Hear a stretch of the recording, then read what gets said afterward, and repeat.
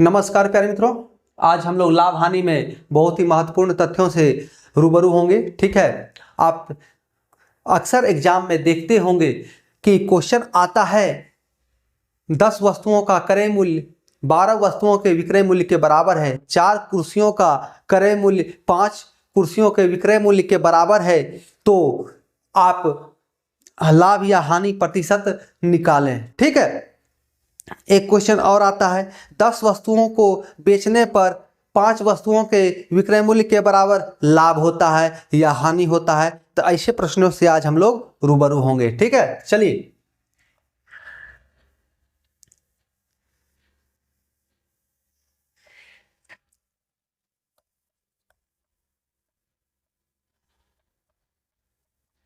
x वस्तुओं का क्रय मूल्य बराबर y वस्तुओं का विक्रय मूल्य। ठीक है, तो फॉर्मूला क्या होगा लाभ या हानि प्रतिशत का? लाभ या हानि प्रतिशत।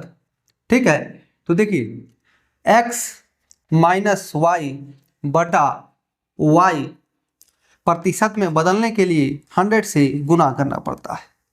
अब अगर पॉजिटिव है तो लाभ होगा, प्रॉफिट होगा। ठीक है, प्रॉफिट। और अगर रिजल्ट नेगेटिव आ गया तो समझदार हैं आप, लॉस होगा। ठीक है, अब देखिए समझने वाली बात है, x वस्तुओं का क्रय मूल्य y वस्तुओं के विक्रय मूल्य के बराबर है। जैसे एग्जाम्पल के तौर पर आप मान लें, अगर 4 वस्तुओं का क्रय मूल्य, 4 वस्तु है या 4 कलम मान लीजिए या चौक मान लीजिए, चलिए कलम मान लेते हैं। 4 कलम का क्रय मूल्य कह रहा है, क्रय मूल्य बराबर 3 वस्तु का विक्रय मूल्य। ठीक है, समझने का प्रयास करेंगे। 4 कलम का, अच्छा कलम की चर्चा हो रही है तो कलम ही लिखते हैं, ऐसे वस्तु लिखें, कलम लिखें, आम, इमली, कटहल कुछ भी हो सकता है। यहाँ पर उस पर नहीं जाना है, तथ्यों पर जाना है, क्रय मूल्य और विक्रय मूल्य पर। और ये 4 और 3 पर देखना है। 4 कलम का क्रय मूल्य 3 कलम के विक्रय मूल्य के बराबर है। तो मान लिया जाए, अब समझिए 4 कलम जितना में क्रय करता है उतना में वो 3 कलम ही बेचता है। मतलब कि अगर 10 रुपए में 4 कलम खरीदता है तो उतना में 3 कलम ही केवल बेचता है। 10 रुपए में 3 कलम ही बेचता है। 4 कलम का क्रय मूल्य 10 रुपया है या तो 3 कलम का विक्रय मूल्य 10 रुपया है, तो 4 कलम का क्रय मूल्य हो जाएगा वो 4 कलम का क्रय मूल्य 3 कलम के विक्रय मूल्य के बराबर है। यानी 3 कलम का विक्रय मूल्य 10 रुपया अगर होगा तो 4 कलम का क्रय मूल्य वही 10 रुपया रहेगा, यानी कि प्रॉफिट हो गया। क्योंकि उसी 10 रुपए में ये 4 कलम खरीद रहा है और उसी 10 रुपए में ये 3 कलम केवल बेच रहा है, तो 1 कलम का तो प्रॉफिट हो गया। हुआ कि नहीं? तो उसी को हमें जानना है। अब यही अगर यहां पर, चलिए ये 10 कलम का क्रय मूल्य 11 कलम के विक्रय मूल्य के बराबर है। 10 कलम का क्रय मूल्य 11 कलम के विक्रय मूल्य के बराबर है। तो समझिए बात को, अगर 11 रुपए में 10 रुपए में 11 कलम बेचता है, 10 रुपए में 11 कलम किसी को देता है वो, और ये केवल खरीदता कितना है 10 रुपए में? 10 कलम। मतलब ये जब दुकानदार बेचता है तो 10 रुपए में 11 कलम दे देता है, और जब वही खरीदता है थोक विक्रेता से तो केवल उसे 10 कलम ही मिल पाता है। यानी कि वो कलम आउट ऑफ मार्केट है, यानी वो चलन में नहीं है, तभी तो लॉस सह गया। कितने का? 1 कलम का लॉस। 10 रुपए में 11 कलम बेच रहा है एक आदमी, लेकिन खुद खरीद कितना में रहा है? तो 10 रुपए में केवल 10 कलम। ठीक है, तो इसी को हमें जानना है कि कितना लाभ हुआ और कितना हानि, परसेंट। ठीक है, तो आइए इस फॉर्मूला को याद रखिए, x माइनस वाई बटा वाई इंटू 100। ऐसे क्वेश्चन को देखते साथ ही आपको पता चल जाएगा कि प्रॉफिट होने वाला है या लॉस होने वाला है। ठीक है, लेकिन ऐसे भी आप आंख मूंदकर भी बना सकते हैं। x वस्तुओं का क्रय मूल्य x हो गया, ठीक है, माइनस y वस्तुओं का विक्रय मूल्य, तो लाभ कैसे निकलेगा? दोनों के बीच का अंतर। यहां अमाउंट की चर्चा तो हो नहीं रही है, अमाउंट की चर्चा हो नहीं रही है, तो इन वस्तुओं से ही हमें लाभ और हानि निकालना होगा। ठीक है, x वस्तु माइनस वाई, तो कितना का लाभ हो गया? अगर 3 कलम और 4 कलम है, या हानि हो गया तो 1 का। ठीक है, अब यहां बटा y क्यों हुआ? तो क्रय मूल्य होता है हमेशा भागा में, तो क्रय मूल्य यहां y ना हो गया। x वस्तुओं का क्रय मूल्य क्या है? y है, y वस्तुओं के विक्रय मूल्य के बराबर यानी y है, इसका क्रय मूल्य y है, इसलिए क्रय मूल्य से हमेशा भाग होगा। तो x माइनस वाई बटा y इंटू 100, इसलिए परसेंटेज बदलने के लिए 100 से गुना करना पड़ता है। ठीक है ना। चलिए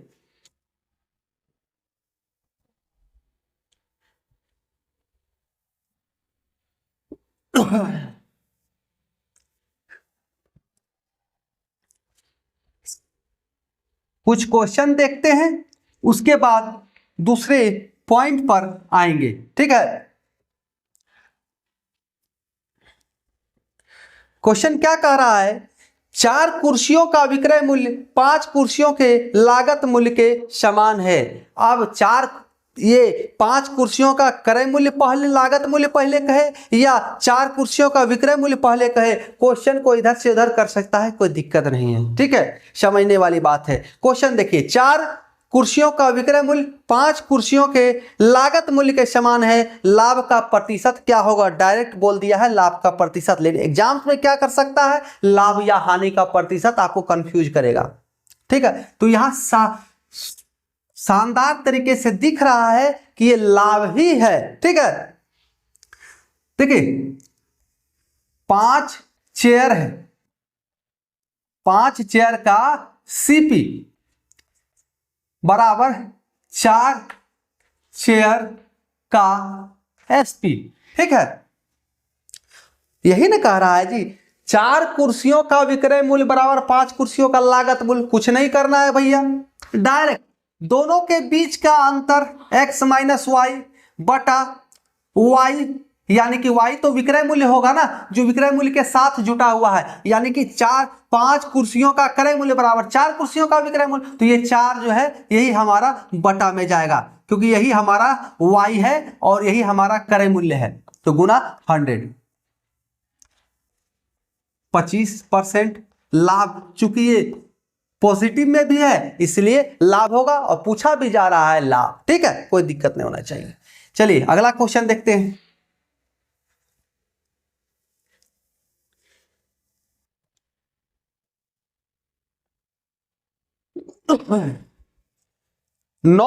यदि 9 पुस्तकों का क्रय मूल्य, यदि 9 पुस्तकों का क्रय मूल्य 8 पुस्तकों के विक्रय मूल्य के समान हो, तो इस प्रकार लाभ या हानि होगा, ये बताएं। ठीक है, ऑप्शन दिया हुआ है 4, 5 ऑप्शन दिया हुआ है यहां पर। ठीक है, तो चलिए देखते हैं। कह रहा है 9 पुस्तकों का क्रय मूल्य, 9 पुस्तक है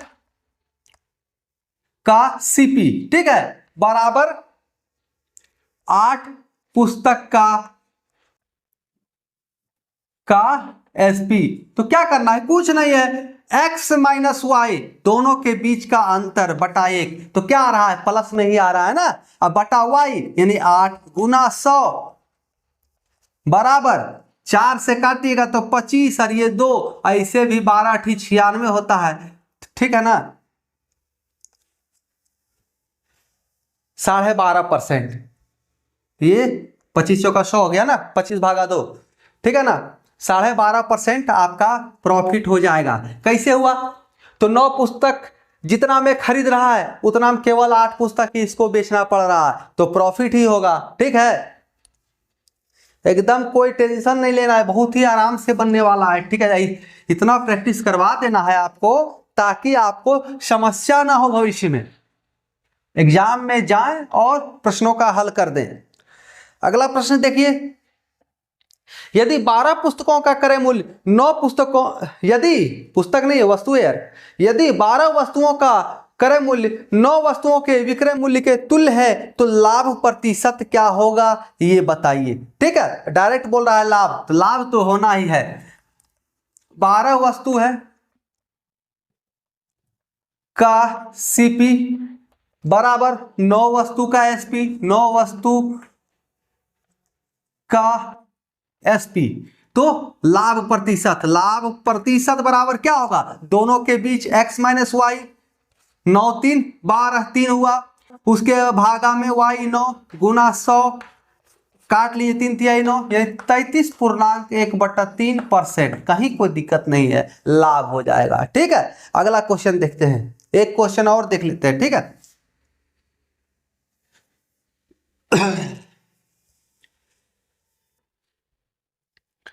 अगला क्वेश्चन क्या है, यदि 110 आम बेचने पर 120 आमों का क्रय मूल्य प्राप्त हो जाता है तो लाभ प्रतिशत होगा। देखिए आम का सीजन अब आने ही वाला है, गर्मी का दिन आ गया है। ठीक है ना, कह रहा है 120 आम है, 120 आम, क्वेश्चन में 110 आम का विक्रय मूल्य दिया और बराबर 120 आम का क्रय मूल्य, हम सीधा करके लिख देते हैं, वहां उल्टा करके हम सीधा करके लिखते हैं का सीपी बराबर 110 आम का, आम छोड़िए, का एसपी। ठीक है, तो क्या हो जाएगा, दोनों के बीच का अंतर 10, तो क्या है प्लस में है, x माइनस वाई प्लस में, तो लाभ होगा, ऐसे ही बोल रहा है लाभ, बटा 110 गुना 100, ये सुनना कट जाएगा, 9.1/11% लाभ। कहीं कोई दिक्कत नहीं होना है। ठीक है, कोई समस्या हो कमेंट करें, ऐसे प्रश्नों में अगर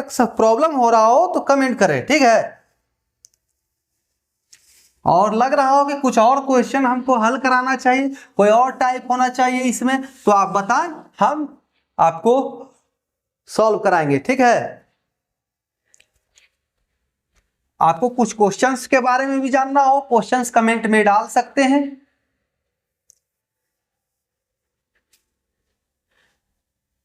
हमने तो कह रखा है किसी भी चैप्टर से पूछना हो आप कमेंट में क्वेश्चन डालिए, हम आगे एक शॉर्ट्स के द्वारा, वीडियो के द्वारा आपको उसका सॉल्यूशन देंगे। अगर 10 क्वेश्चन, 5 क्वेश्चन हो गए, 5 क्वेश्चन मिनिमम हो गए तो वीडियो बना देंगे, और अगर 1-2 क्वेश्चन रहे तो शॉर्ट्स में डाल देंगे। ठीक है ना, चलिए अब देखिए दूसरे पहलू पर हम लोग चर्चा करते हैं। तो पहलू क्या है,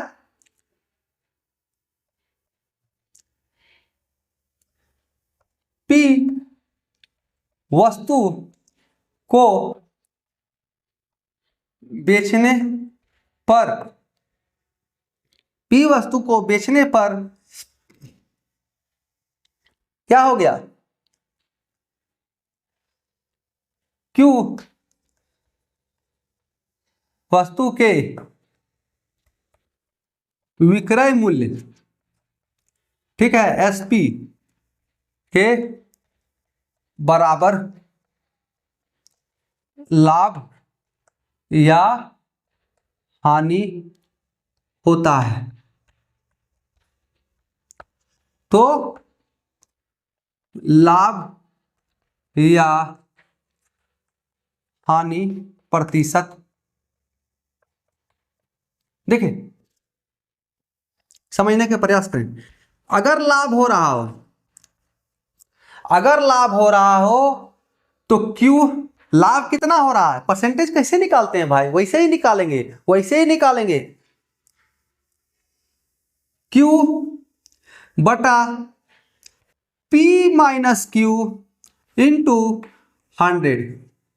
क्या करते हैं हम लोग, अगर माना कि 10 रुपया कोई सामान में लाभ हो रहा है और वो सामान 50 रुपये का है, समझिए बात को, हम किसी सामान को 50 रुपए में बेच रहे हैं और हमको उस पर 10 रुपया लाभ हो रहा है, तो हम प्रॉफिट परसेंट कैसे निकालते हैं बताइए। तो 10 भागा क्रय मूल्य से प्रॉफिट परसेंट निकलता है ना जी। तो इसको क्रय मूल्य बनावेंगे तो 50 रुपये विक्रय मूल्य है, तो इसमें से इस लाभ को घटा देंगे तो 40 बन जाएगा, 10 रुपये घटाएंगे 50 में और गुना 100। तो यहां भी वही करना है, क्यू हमारा लाभ है बटे पी विक्रय मूल्य हो गया, पी वस्तुओं को बेचने पर, माइनस क्यू जो लाभ है हमारा उसको घटा दिए तो हमारा क्रय मूल्य निकल गया, तो भागा में क्रय मूल्य हो गया गुना 100, तो हमारा लाभ प्रतिशत निकल जाएगा, लाभ प्रतिशत। ठीक है, अब हानि प्रतिशत कैसे निकलेगा, तो हानि क्यू बटा पी प्लस क्यू इंटू 100।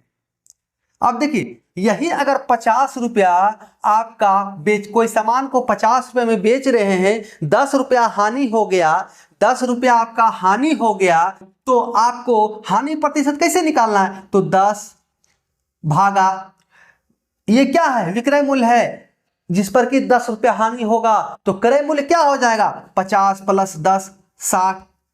हानि को जोड़ेंगे विक्रय मूल्य में तभी तो क्रय मूल्य आएगा ना, तो 50 और प्लस 10 60 और गुना 100। देखिए वही हम यहां कर रहे हैं, क्यू हमारा हानि बटे पी हमारा विक्रय मूल्य प्लस हानि क्यू जोड़ दिया गुना 100 कर दिए, तो हमारा हानि परसेंटेज निकल जाएगा, क्या होगा। तो आइए कुछ प्रश्न इस पर भी देख लेते हैं, बहुत ही महत्वपूर्ण तथ्य है ये, इसे ध्यान देना अति आवश्यक है और प्रश्नों से इसके बारे में अच्छी तरह से समझ जाएंगे और एग्जाम्स में कोई प्रॉब्लम नहीं होगा। बहुत आते हैं इसे प्रश्न, ठीक है ना।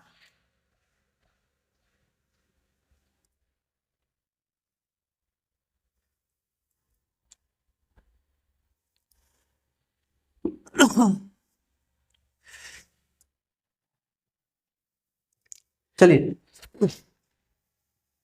प्रश्नों को देखते हैं। 45 कलम को बेचने पर 5 कलमों के विक्रय मूल्य के बराबर हानि होती है, तो हानि प्रतिशत क्या होगा। ठीक है, 4 ऑप्शन है आपके सामने। चलिए क्वेश्चन देखिए क्या कह रहा है, 45 कलम को बेचने पर 5 कलम के बराबर, तो 5 हानि कितना हो रहा है 5, तो 5 ऊपर कर दिए। अब क्या हो रहा है, हानि हो रहा है, तो विक्रय मूल्य क्या है 5 है, 45 कलम बेचे, तो हानि के केस में प्लस हो जाएगा तभी तो क्रय मूल्य बनेगा, तो 45 प्लस 5 गुना 100 परसेंटेज बनाने के लिए, तो हानि परसेंट आपका निकल गया, ये 50 हो गया, तो 50 गुना 100 बराबर 10% हानि, कहीं कोई प्रॉब्लम नहीं होना है। ठीक है, अगला क्वेश्चन देखते हैं।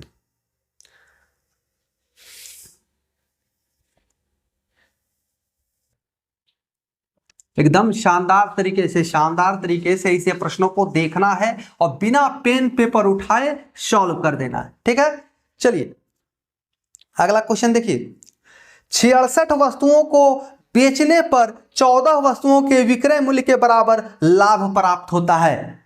66 है ना जी, कि 56 है, 56 है, 56 वस्तुओं को बेचने पर, प्रश्न देख लीजिए फिर से सुन लीजिए, 56 वस्तुओं को बेचने पर 14 वस्तुओं के विक्रय मूल्य के बराबर लाभ प्राप्त होता है, तो लाभ प्रतिशत क्या होगा।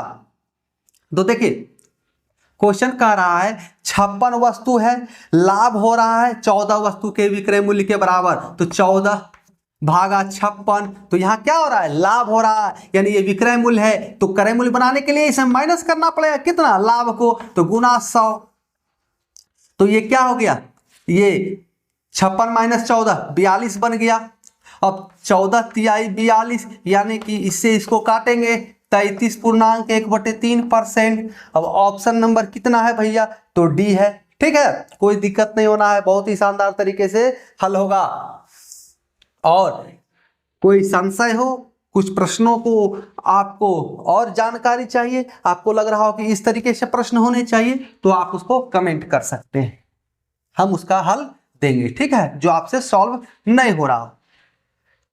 तो देखिए प्रश्न देखिए क्या है अगला, 17 गेंदों को 720 रुपए में बेचने पर 5 गेंदों के क्रय मूल्य के बराबर हानि होती है, तो एक गेंद का क्रय मूल्य ज्ञात करें। बहुत ही शानदार प्रश्न है, एकदम कंफ्यूज हो जाने वाला प्रश्न कि अभी तक विक्रय मूल्य के बराबर लाभ हानि हो रहा था, यहाँ पर क्रय मूल्य के बराबर लाभ हानि हो रहा है, लेकिन एकदम ही आसान प्रश्न है ये। ठीक है, तो चलिए यहाँ क्रय मूल्य की चर्चा हो रहा है तो हम क्रय मूल्य देखेंगे सिर्फ। इसको सॉल्यूशन बहुत ही आसानी से किया जा सकता है। देखिए 17 माइनस 5 बराबर 720। क्यों भाई, हम 17 वस्तुओं का क्रय मूल्य 17 रुपया मान लिए, ठीक है, एक का 1 रुपया तो 17 का 17 रुपया, और तो भी 5 वस्तुओं का क्रय मूल्य के बराबर हानि हो रहा है तो 5 का 5 रुपया, क्रय मूल्य तो 1 रुपया माना है, तो विक्रय मूल्य क्या हो जाएगा एसपी हमारा 17 माइनस 5 12, यानी कि 12 यूनिट बराबर 720 जब हो जाएगा तो 1 यूनिट बराबर 60 हो जाएगा। यही तो पूछा जा रहा है, यही तो पूछा जा रहा है ना। अब देखिए थ्रू प्रोसेस जानना है तो थ्रू प्रोसेस समझिए।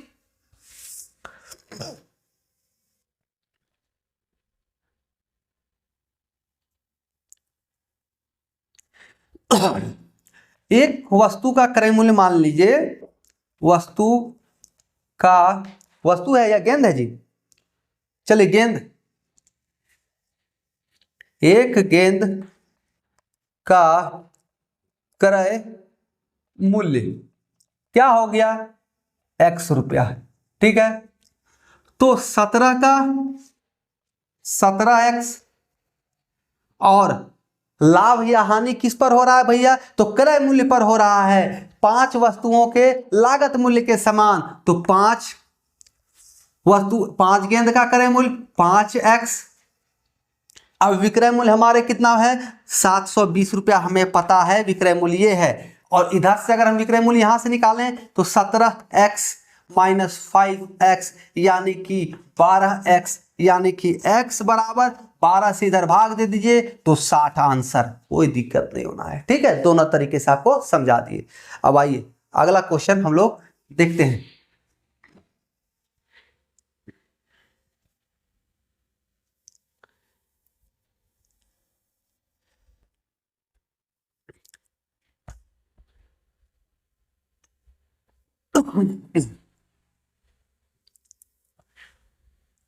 चलिए अगला क्वेश्चन से पहले एक बहुत ही महत्वपूर्ण तथ्य पर चर्चा करते हैं, उसके बाद आगे देखेंगे।